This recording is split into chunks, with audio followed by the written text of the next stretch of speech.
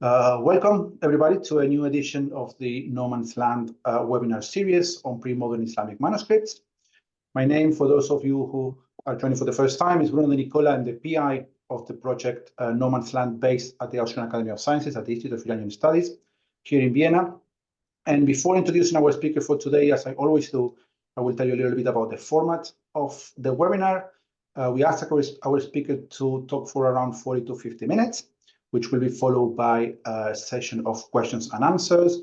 You can ask your question through the chat option at the bottom of your screen, or the Q&A option also at the bottom of your screen. An alternative, you can raise your virtual hand, and then I can unmute you and you can verbalize your question directly to the speaker if you prefer so. But that will be at the end. Remember that we are recording this, that we're going to put this lecture in YouTube for making it more accessible to people that could not join today.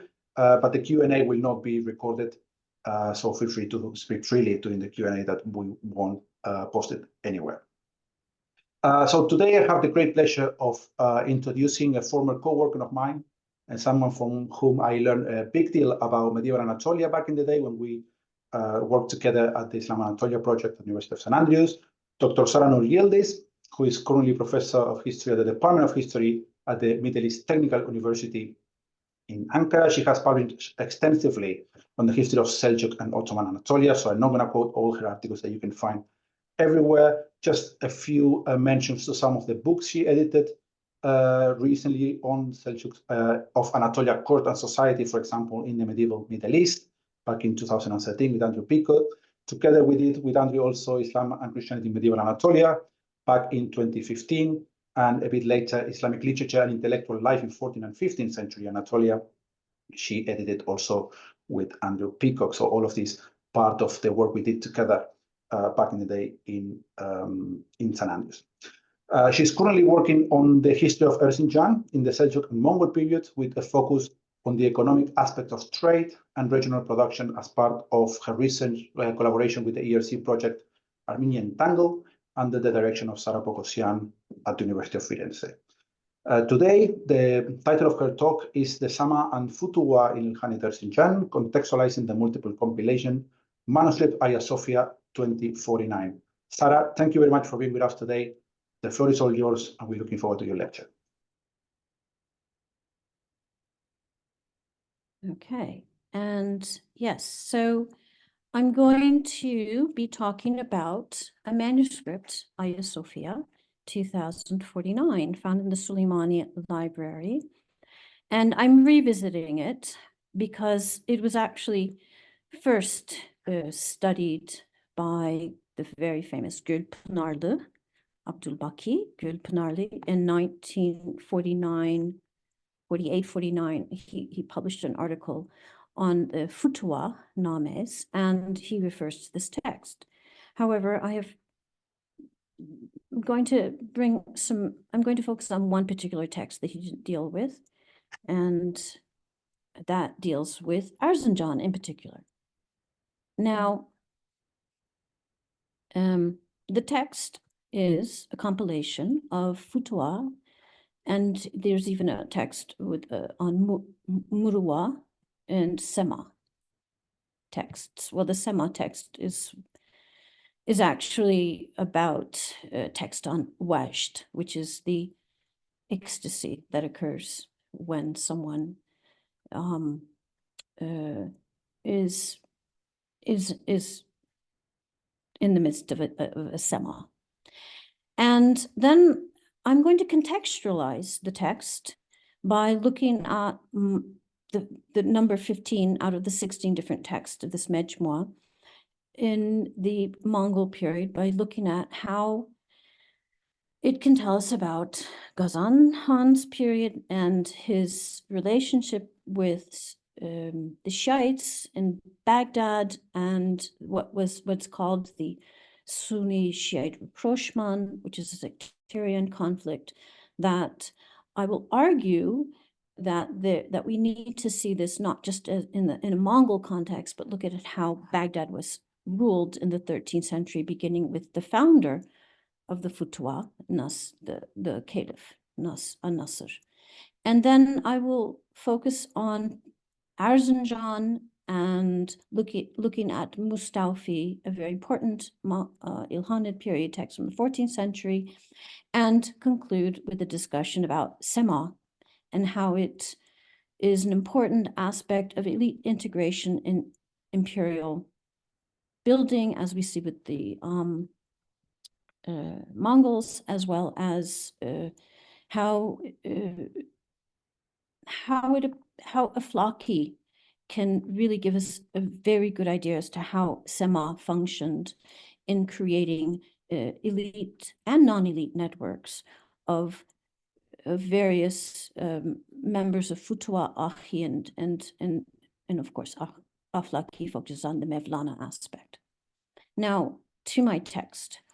It consists of quite a few, 16 different works, but the main works deal with Futuwwa.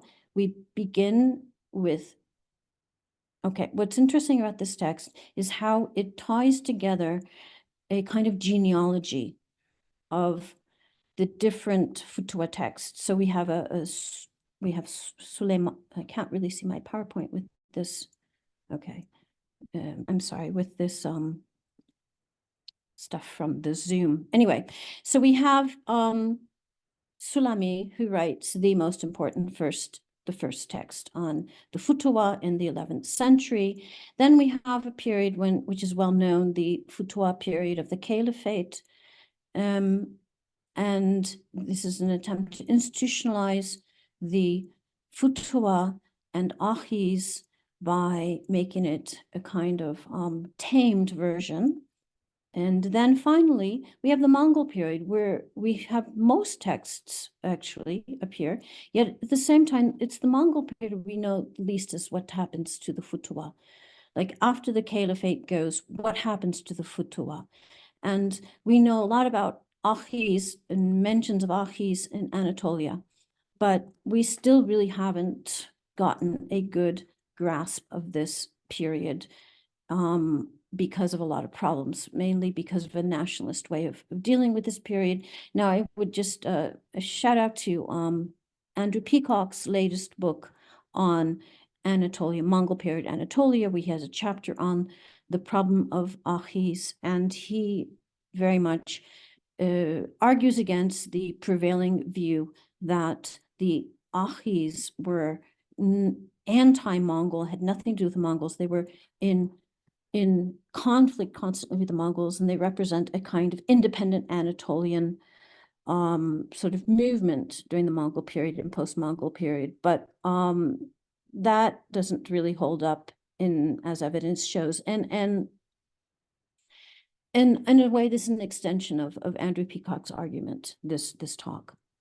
Now, we will quickly revisit Gürpınarlı's genealogy Futuwwa text, because he has this really amazing chart in his article, which I don't have here, but I redid the chart to show, but he shows how these texts are related. And he actually, in his article, which is very long, like over 349 pages, I believe, he had, or 48 pages, he has translations of various Persian texts in this Mijma. And it's a sort of a groundbreaking work in the sense that it brings a lot of this material to people who were unaware of it. Now, what I haven't read are the actual text from the Ayasofya 249, as you can see these texts. And yet there's a whole bunch of other texts which inform, you know, the development of the Futuwwa Name as a text. And here we have Naṣīr from the late 14th century. And apparently one of these anonymous texts actually incorporate some of Naṣīr's material, I think. So this is probably anonymous 12. And then we have finally, oh no, I'm sorry, Naṣīr is 1290 and Borghazi is the 14th century text, 1368. Anyway, so here's a chart of actually the 16 works, and I'm going to focus on, however, something that Gürpınarlı did not deal with because it wasn't a Futuwwa Name in his mind. And it's the work number 15, the هداية سعدية في معنى وجدية. And this work is number 15, and it only, it's a very short piece for 4 folios or so. And I am arguing that, well, first of all, Gürpınarlı's idea that this text was copied in 1290s, not tenable. In fact, it's much later date. Furthermore, I have no way of dating this text, and there are different copyists. In fact, it's not one person's text, but let me go back and show. It's very important to see how this text has been organized, and there's a sort of a sense of order in this text amongst its seemingly chaos. We begin with the Awṣāf al-ashrāf, a treatise on spiritual ethics by Naṣīr al-Ṭūsī, the very famous Shiite scholar and the director of the Maraga Observatory.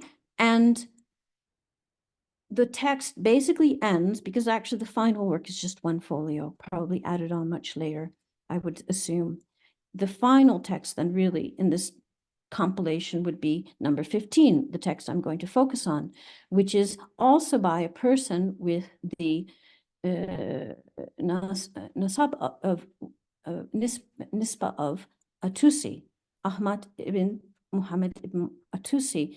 And it is my argument that he, in fact, is the 3rd youngest son of Naṣīr ad-Dīn Ṭūsī. And no one, as far as I know, in the literature on this manuscript and mention of this text has put this together. So that's sort of one sort of thing that I think I've solved. And I think that it begins with Ṭūsī on purpose and it ends with Ṭūsī's son on purpose. And in between, we have this sort of genealogy of futuwwa names. And so we have, like, just to give you a sense of the text, we have some extremely interesting paratextual material and this amazing flower of the futuwwa in Khartbirdi's work, the Tufa Wasaya, which is an Arabic work. And I mean, this needs to be worked on, the paratextual material. And if someone has the skills to sort of to wade through all of this scribbling, it looks like, but it would be very revealing and interesting. So I encourage that people, find a copy of this text. If you don't have one, I can send you one and get to work on it. It needs a lot of work.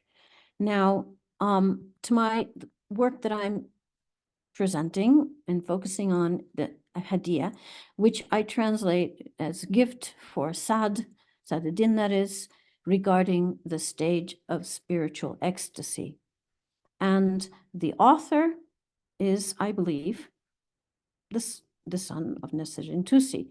And the text is a discussion of the Samāʿ and its relationship to the soul, body, and the states of Samāʿ, and particularly the state of Wajd. So here we have the man of Wajdiya. Now, Wajd, of course, comes to mean ecstasy in the mystical sense.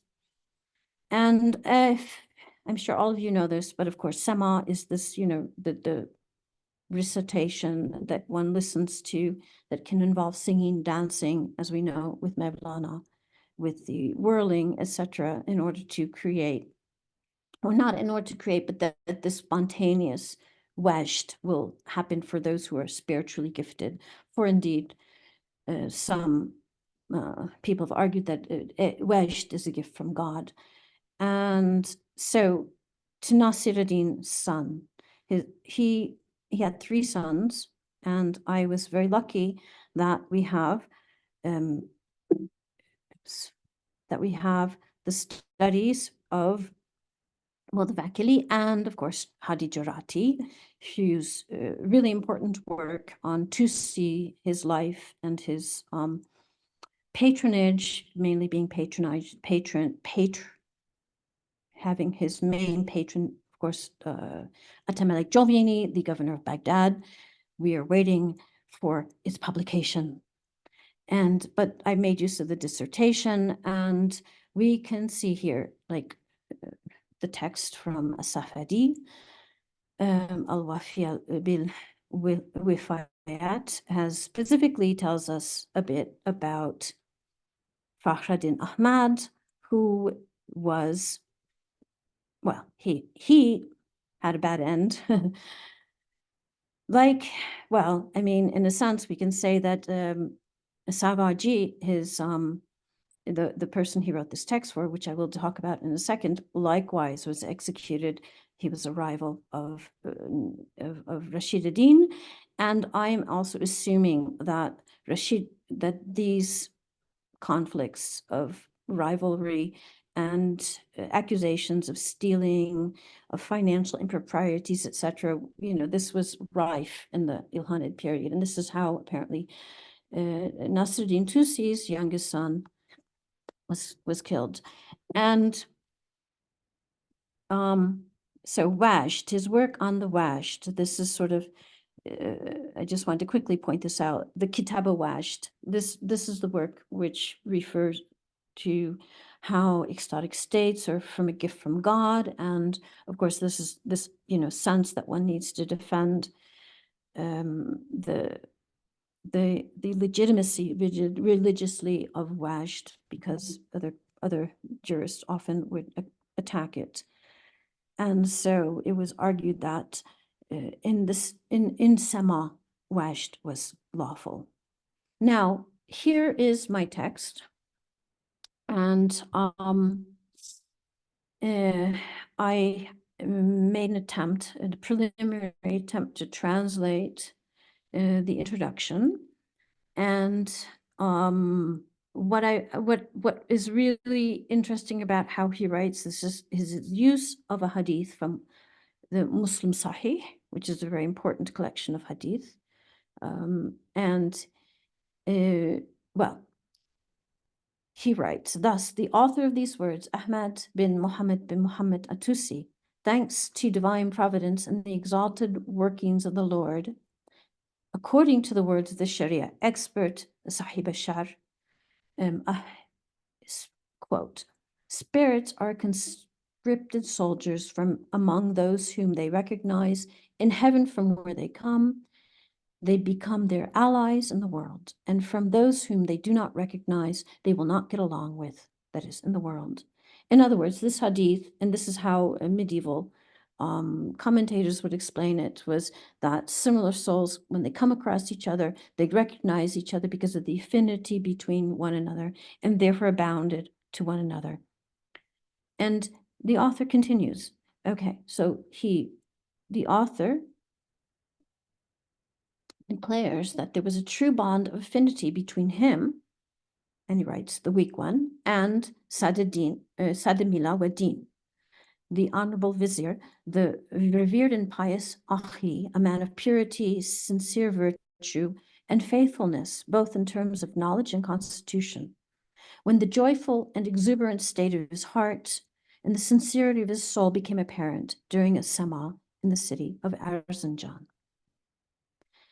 And for this reason, I desired to compose an intellect-improving gift and a present that would be better in all the world in regard to the meaning of Samāʿ, with its joy and elation in the context, that is, maqam of the futuwwa and its conditions. And as you can see, that this text here has the seal of Bayezid II, so it entered his library in the Ottoman times. As you know, he ruled in the late 15th century, died in 1481. So this text definitely is, we can for sure say it was copied before the death of Bayezid II, I'm assuming, and most likely much earlier. Like I said, there's no way for me to date this text in any reliable way. So now, who is this Sadr? The person he's dedicating this to, Sadruddin Savaji. Now he is he was, that is, a vizier of the Ilkhanids, and he died. He was executed in 1312. And I'm not going to discuss the networks and intellectual connections, which lead me to believe that one, he was a Shiite, and two, that he was very much connected with the Ṭūsī network, which hence, therefore, having a son of Naṣīr Ṭūsī, Ahmed Ṭūsī, writing such work for him fits in with the intellectual and political networks that were formed between these two families. Now, he was appointed vizier in 1298.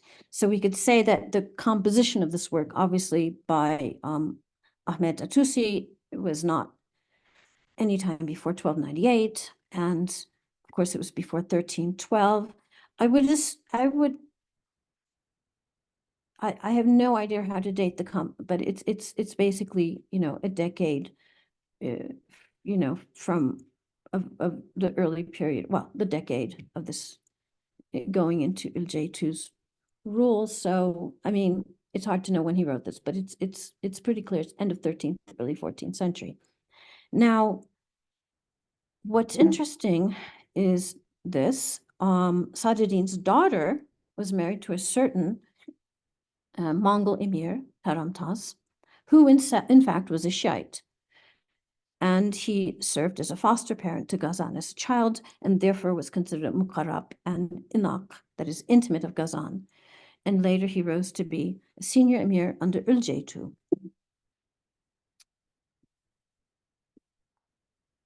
And then we see that, according to a reference I found in the new book out by Jonathan Brack, is the famous Shiite scholar al-Hilli devoted a work to Saad-ed-Din Sawāģī, and it was named Risale Asadiyya. So here we have more connections with Shiite communities and networks. And in fact, al-Hilli wrote a commentary on his teacher, Naṣīr Ṭūsī's Tajrid al-I'tiqād. So here we see the Hilli,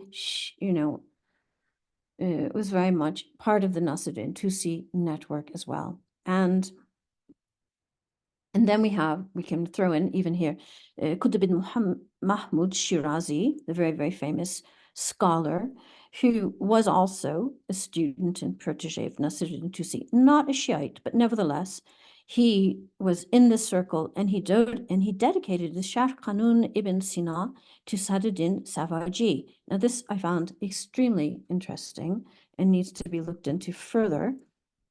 Okay, so finally, we have more Anatolian. As we can see with Rashid ad-Din is in a different network, he has a different set of people he is on his intellectual and political networks, and they do not seem to go into Anatolia and do not have Anatolia connections. For instance, Qutb ibn Shirazi was appointed the Qadi of Sivas, and we see here, of course, a nephew of Sawāģī being,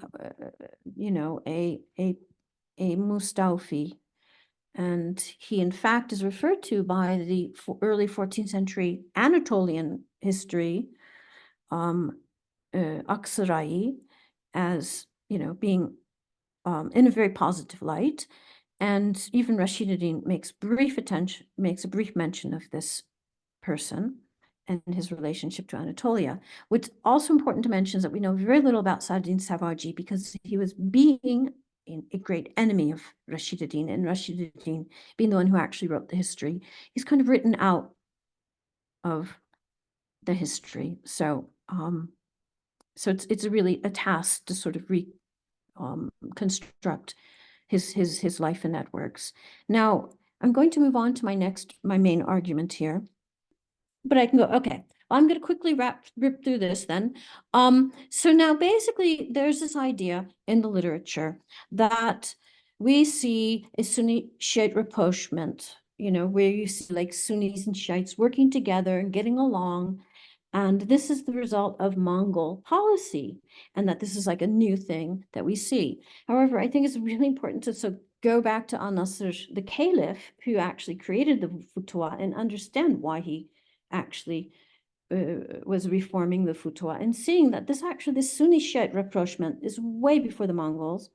And it's an early 13th century phenomenon when we see Naṣīr trying to get a hold of the chaos that's reigning in Baghdad between futuwwa and also the sectarian violence between Sunni and Shiites. And he attempted to rein in these uncontrollable elements in this huge urban center through his policy of creating this, what we know is the futuwwa, the caliphal futuwwa, which much has been written about. And especially Hartman, Angelica Hartman has done the main work in this, and her work is groundbreaking, especially in her article for 2020, brings it all together, and I recommend everyone read it. And so to emphasize the veneration of Ali was employed by the caliph as an arm of his interpretive power, and it also made the futuwwa attractive to Shiites. Now, we know that there's a lot of reverence given to Ali and his descendants, and to the Sayyid and Sharaf component of Islamic society in these futuwwa. And what's interesting furthermore is how, of course, he was criticized for being partisan to Shiites, but at the same time, as Hartman tells us in her work, that he was also very much a patron of the Hanbalis, who were very strong in Baghdad as well. So his choice of patronizing certain religious groups had more to do with their power and their ability to cause trouble if he did not have a good relationship with them. So in conclusion, Hartman tells us how Sufism, Sharia, and the futuwwa were fused in the caliph's reformed futuwwa project by Suhrawardī. Now, as you can remember, Suhrawardī wrote in the caliphal period the main text on the futuwwa.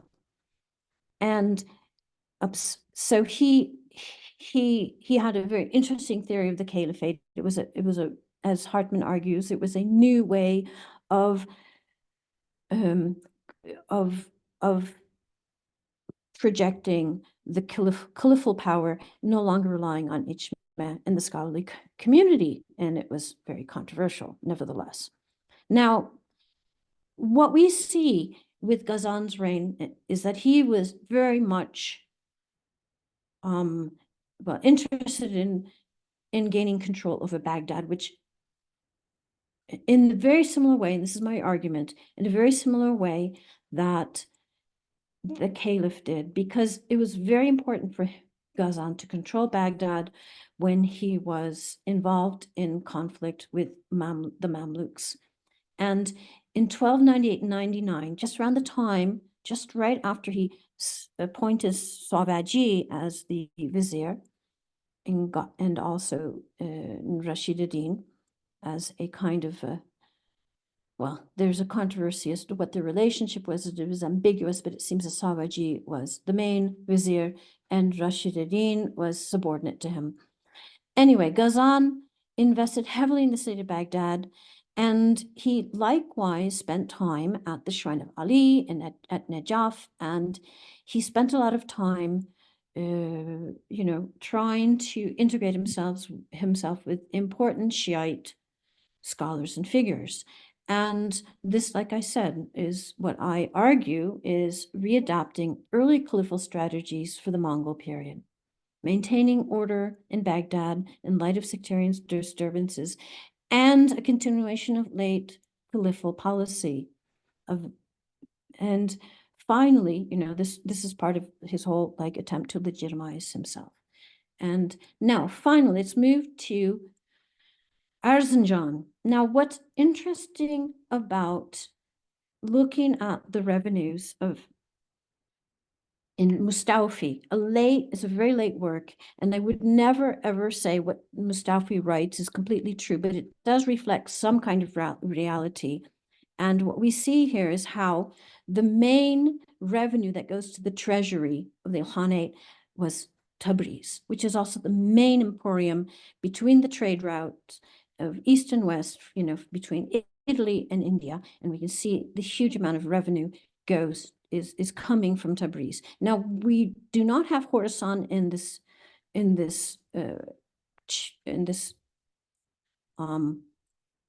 chart, because Khorasan's revenue never went to the main imperial treasury. It went to the ruler, the heir apparent of the Ilkhanid. So it was a separate treasury. But what's interesting how is Baghdad is second in revenue. And right after Baghdad, we have around the same amount is Persian, Iraq, Rum, and Fars is much less, actually. And what we see here is that Erzincan is a major revenue producer when you look at this whole scheme of things. However, what's interesting is Sivas, which is the largest city in Rum at the time that Mustawfi is writing, and states that he does not provide us with the revenue, nor does he do that with Konya. So I'm assuming that the majority of the revenue coming to Rum is coming from Sivas and Konya, and Erzincan is in third place. And then we see Hartapakt in the fourth place. Now, this indicates to us that Erzincan was very much integrated into the Ilkhanid, even though it's traditionally part of Rum, and the literature in general sort of very because Rashid ad-Din is very Irano-centric, and we tend to overlook the role of Erzincan in its integration because of its being an important node on the Silk Road, along with Sivas. Or not I don't like this term Silk Road, but I'm teaching a course on it, so I keep saying this, but on the trade route, because much more was being traded than silk at this time. So Erzincan is an extremely important place. It's also an Armenian city, majority, as we all know. And also, you may not know, and I'm going to quickly run through this because we don't have much time. I'm up with time, aren't I, Bruno? You're fine, Sara. You have time. Okay. So basically what would need, this is what, Dadoyan and then Rachel Goshgarian have written about how we have this Armenian futuwwa sort of kind of parallel to the Muslim futuwwa, and then we also see a reform movement, but it has roots way back, because as you know, Armenians go back way back, to Achaemenid period, and so they are basically a very important part of this. So we could say Perso-Armenian culture. And this idea that these futuwwa, these Akhīs actually go back to this whole Javan Mahdi thing in Iran. It has really a kind of very long history, and that is then what is reformed in the 13th century in Baghdad. But then we have the reform in a Christian context, but sort of adapted to the sort of the caliphal reform movement, as Dadoyan argues, with Johannes Arzenkatsi's rules and regulations for the brotherhood. And he was requested by a priest to prepare a constitution, is what they call it in the literature, for reforming and controlling the urban youth in the city. So Erzincan, we have to remember, is a really important trade center and manufacturing center of textiles. And but what's interesting about Erzincan, we know nothing about it because of the constant earthquakes. We have no urban fabric left from the medieval period or even later. In fact, I think 1287, there was a big earthquake, destroyed the city. So we really don't have a good understanding of how big a city Erzincan was, but it was fairly large. And travel literature also reflects the flourishing economy of the period. Anyway, So we have this, so here we have Erzincan writing. What's interesting in this point here is how they understand that the tradition of this Mantawag, or however you pronounce it, was something very ancient, pagan. And it's something that, is not going to go away. So we might as well just like make it, religiously acceptable. And then we also have a poet in Erzincan. He writes a lot about the Brotherhood. It's a very good source. And we know from his references that there seems to have been overlap with Armenians and Muslim futuwwa, which is maybe why someone like Naṣīr, who writes in 1290, is saying, Christians cannot be in our futuwwa. So yet I feel like the literature on the futuwwa in the Armenian context needs so much more work. And we need a translation actually of Johannes Erzincan's text. It would be, I think, a really, really amazing thing to have translation, and for people who work with Persian sources and Arabic sources, but can't work with Armenian sources, to combine these things in creating a better picture of Erzincan in this period and how the futuwwa, Akhī, are related to trade. And I think I've gone on far too long, but Samāʿ why is Samāʿ so important for Ahmed al-Ṭūsī in writing this to the Savaji, the vizier, talking about like the state of Wajd, which is like he sees the affinity with him. So it's sort of like the friendship, the bonds of friendship that grow between these two men are either began or solidified during Samāʿ. And Samāʿ, is something that hasn't really been theorized much. And I'm not going to have time to do it here, but I do intend to do this more. The best text for seeing how Samāʿ works as a habitus for elite integration is Iflāqī. I mean, Iflāqī is just, it's so much detail, such a large text. You can just see how Samāʿ is always there.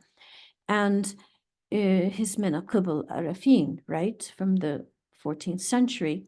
And now he was a follower of Arif Chalabi, and he worked as the turbidar, that he was in charge of the, he was the caretaker of Maulana Jalaluddin Rumi's tomb. And everybody who visited the tomb would tell him the stories of how they knew him, etc., which he collected into his work. It's kind of like almost like a hadith collection of the Mevlana and his family and associates. And really, Samāʿ is where spiritual transformation occurs. We see this so much in Iflāqī. And in fact, here we have, I end with Arif Chalabi healing Akhī Muḥammad in Sivas during a Samāʿ. And Akhī Muḥammad Divane, or the crazy one of Sivas, he was, whenever Arif Chalabi went to Sivas, he would be hosted with a Samāʿ by Akhī Muḥammad. And that is how basically he, became acquainted with the elite of the city of Sivas. And this comes from a later Ottoman rendition, a Turkish translation of during Murat III's time, I think 1580, it was composed into Turkish. It's kind of a paraphrasing and adaptation of Iflāqī, many changes and things added to it. It's a fascinating text, but we don't have any illustrated texts of Iflāqī like this. I mean, this is why we have this wonderful text, which here from the same Savakub is the author, I believe, and here is Sultan Walad and the Haqqis of Konya. And on this note, I will end this talk, and the floor is yours.